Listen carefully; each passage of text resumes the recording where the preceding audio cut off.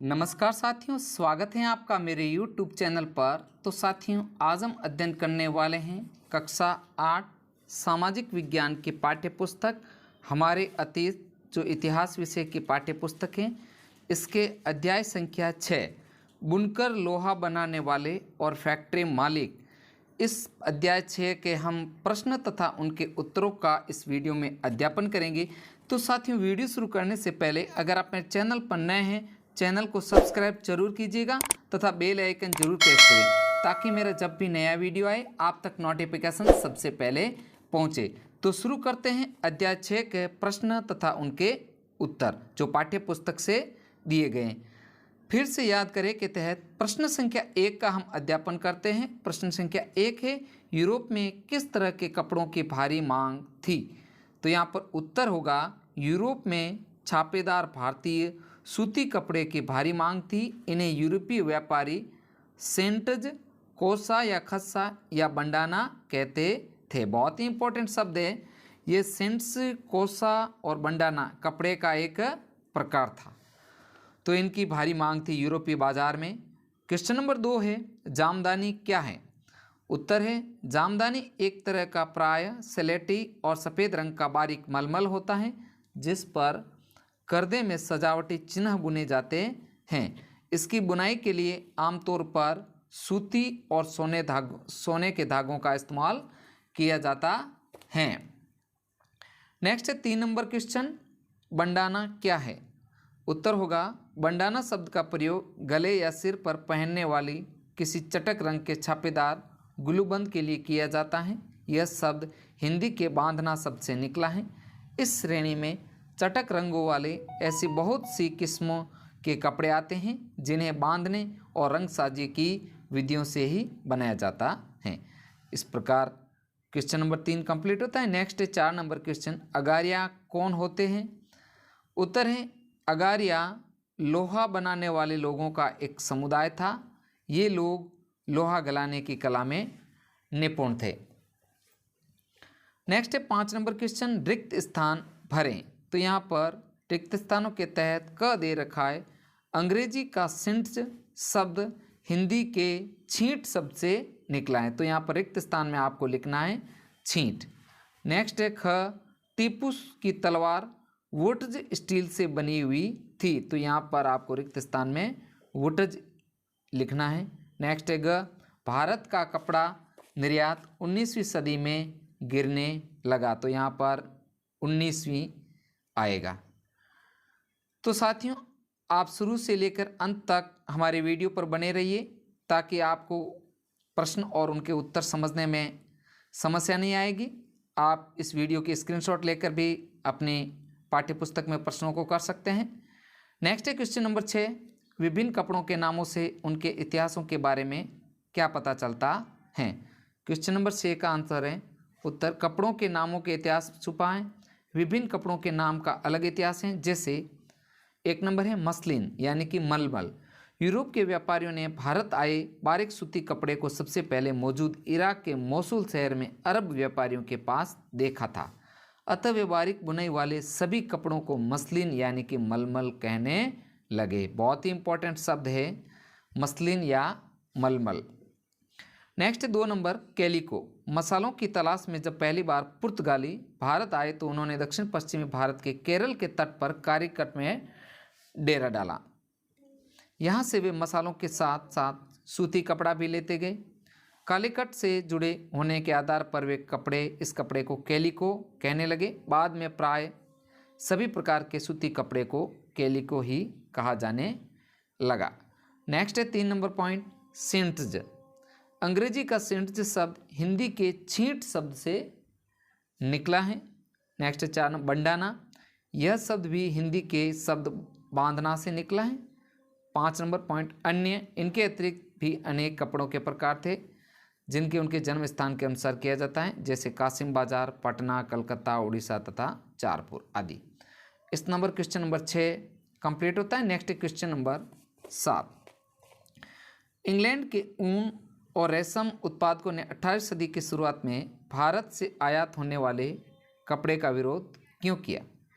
उत्तर है, 18वीं सदी की शुरुआत में इंग्लैंड में कपड़ा उद्योग के विकास की शुरुआत हुई थी। भारतीय वस्त्रों की प्रतियोगिता में अक्षम होने के कारण ब्रिटिश उत्पादक अपने देश में भारतीय वस्त्रों पर प्रतिबंध लगाकर अपने लिए बाजार सुनिश्चित करना चाहते थे। अतः आरंभिक सदी के आते आते भारतीय वस्त्रों की लोकप्रियता से चिंतित ब्रिटिश ऊन तथा रेशम उत्पादकों ने भारतीय वस्त्रों के आयात पर विरोध करना शुरू किया। इसी दबाव में 1720 में ब्रिटिश सरकार ने एक कानून लाकर इंग्लैंड में छापेदार सूती वस्त्रों अर्थात सिंट्स के उपयोग पर रोक लगा दी। इस अधिनियम को कैलिको अधिनियम भी कहा जाने लगा। तो बहुत ही इंपॉर्टेंट प्रश्न है ये। नेक्स्ट है 8 नंबर क्वेश्चन, ब्रिटेन में कपास उद्योग के विकास से भारत के कपड़ा उत्पादकों पर किस तरह के प्रभाव पड़े। तो उत्तर है ब्रिटेन में कपास यानी कि सूती कपड़ा उद्योग के विकास से भारत के कपड़ा उत्पादकों पर निम्नलिखित प्रभाव पड़े। 1 नंबर पॉइंट है, अब भारतीय वस्त्रों को यूरोपीय तथा अमेरिकी बाजारों में ब्रिटिश वस्त्रों के मुकाबला करना पड़ा। ब्रिटेन में आयात किए जाने वाले भारतीय कपड़ों पर भारी सीमा शुल्क लगा दिया गया। अतः भारत का कपड़ा उत्पादकों के लिए इंग्लैंड के कपड़ों का निर्यात करना बहुत ही अधिक मुश्किल होने लगा। नेक्स्ट 3 नंबर पॉइंट, इंग्लैंड में बने सूती कपड़े ने 19वीं सदी की शुरुआत तक भारतीय कपड़े को अफ्रीका, अमेरिका और यूरोप के परंपरागत बाजार से बाहर कर दिया, जिससे भारत में हजारों बुनकर बेरोजगार हो गए। इस प्रकार ब्रिटेन के कपास उद्योग के विकास से भारत के कपड़ा उद्योग पर प्रभाव पड़ा। नेक्स्ट 9 नंबर क्वेश्चन, 19वीं सदी में भारतीय लौह प्रगलन उद्योग का पतन क्यों हुआ। बहुत ही इंपॉर्टेंट प्रश्न है। 19वीं सदी में भारतीय लौह प्रगलन उद्योग के पतन के निम्नलिखित कारण थे। 1 नंबर था नवाबों व राजाओं के हार। भारत में नवाबों व राजाओं के हार के परंपरागत हथियारों के लिए लोहे की मांग कम हो गई तथा लौह प्रगालकों को राजाओं का संरक्षण समाप्त हो गया। 2 नंबर पॉइंट है, नए वन कानून। 19वीं सदी में नए वन कानून लागू किए गए। जब औपनिवेशिक सरकार ने लोगों के सुरक्षित वनों में प्रवेश करने पर रोका तो लौह प्रगालकों के लिए कोयला बनाने हेतु लकड़ी प्राप्त करना और लौह अयस्क प्राप्त करना कठिन हो गया। 3 नंबर पॉइंट है, भारी कर यानी कुछ क्षेत्रों में सरकार ने वनों में जाने की छूट दी, किंतु लौह प्रगालकों को अपनी प्रत्येक भट्टी के लिए वन विभाग को भारी करों से अदायगी करनी पड़ती थी। 4 नंबर है, ब्रिटेन से आयात। 19वीं सदी के अंत तक लोहा एवं इस्पात का ब्रिटेन से आयात किया जाने लगा। फलतः स्थानीय लौह प्रगालकों द्वारा उत्पादित लोहे की मांग कम हो गई। अतः 5 नंबर पॉइंट है, लौह इस्पात कारखानों का उदय। 20वीं सदी के आरंभ तक लोहे एवं इस्पात का उत्पादन करने वाले कारीगरों को लौह इस्पात कारखानों में उदय होने से एक नई प्रतियोगिता का सामना करना पड़ा। इस प्रकार नेक्स्ट है आगे 10 नंबर क्वेश्चन, भारतीय वस्त्र उद्योग को अपने शुरुआती सालों में किन किन समस्याओं का सामना करना पड़ा। यह भी बहुत ही इंपॉर्टेंट है। उत्तर है, शुरुआती सालों में भारतीय वस्त्र उद्योग को निम्न समस्याओं का सामना करना पड़ा। 1 नंबर पॉइंट है, भारतीय वस्त्र उद्योग के लिए ब्रिटेन से आयात किए जाने वाले सस्ते वस्त्रों के मुकाबला करना कठिन हो गया।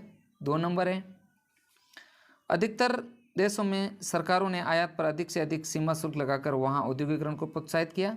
इससे प्रतियोगिता खत्म हो गई तथा संबंधित देश के नव इस्पातित उद्योगों को सुरक्षा मिली। भारत की औपनिवेशिक सरकार ने यहाँ के स्थानीय उद्योगों को इस तरह सुरक्षा देने से इनकार कर दिया। नेक्स्ट साथियों 11 नंबर क्वेश्चन, पहले महायुद्ध के दौरान अपना स्टील उत्पादन बढ़ाने में टिस्को को किस प्रकार बात से मदद मिलेगी। उत्तर है, पहले महायुद्ध के दौरान अपना स्टील उत्पादन बढ़ाने में टिस्को को निम्न बातों से मदद मिली। 1 नंबर है, 1914 में प्रथम युद्ध शुरुआत होने पर ब्रिटेन में उत्पादित इस्पात की खपत यूरोप के युद्ध में मांगों को होने लगी। अतः ब्रिटेन से भारत में आयात होने वाले इस्पात में भारी कमी आई। नेक्स्ट 2 नंबर पॉइंट, भारतीय रेलवे भी पटरियों की आपूर्ति हेतु टिस्को पर आश्रित हो गया। नेक्स्ट 3 नंबर, महायुद्ध के लंबा खींचते चले जाने के कारण टिस्को को युद्ध के लिए गोलों के खोल और रेलगाड़ियों के पहिए बनाने का काम सौंपा गया। 4 नंबर है, 1919 तक स्थिति यह हो गई कि टिस्को में बनने वाले 90% इस्पात को औपनिवेशिक सरकार ही खरीद लेती थी। 5 नंबर पॉइंट है, समय बीतने के साथ टिस्को समूचे ब्रिटिश भारत साम्राज्य में इस्पात का सबसे बड़ा कारखाना बन गया। तो साथियों, हमने इस वीडियो के तहत पाठ संख्या 6 बुनकर लोहा बनाने वाले फैक्ट्री मालिक के प्रश्न तथा उनके उत्तर का अध्ययन किया। साथियों, वीडियो कैसा लगा? वीडियो अगर अच्छा लगे तो वीडियो को लाइक तथा शेयर जरूर कीजिए ताकि हमें मोटिवेशन मिलता रहे। मिलते हैं अगले नए वीडियो के साथ। वीडियो देखने के लिए आपका दिल से धन्यवाद। साथियों, आपको कक्षा 8 से संबंधित समस्त सामाजिक विज्ञान के समस्त पाठों का जो प्रश्न तथा उनके उत्तरों का हल हमारे चैनल के प्लेलिस्ट में जाके वहाँ से आपको प्राप्त हो जाएंगे। वहाँ से आप उनका अध्ययन कर सकते हैं। धन्यवाद।